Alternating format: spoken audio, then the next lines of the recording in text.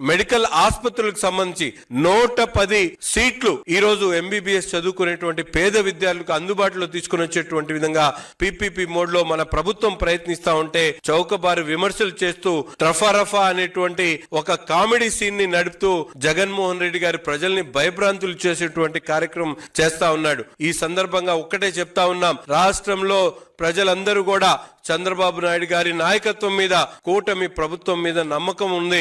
లోకేష్ గారు చేస్తున్నటువంటి పెట్టుబడులు తెచ్చుకునేటువంటి కార్యక్రమాన్ని ప్రజలు సమర్థిస్తా ఉన్నారు.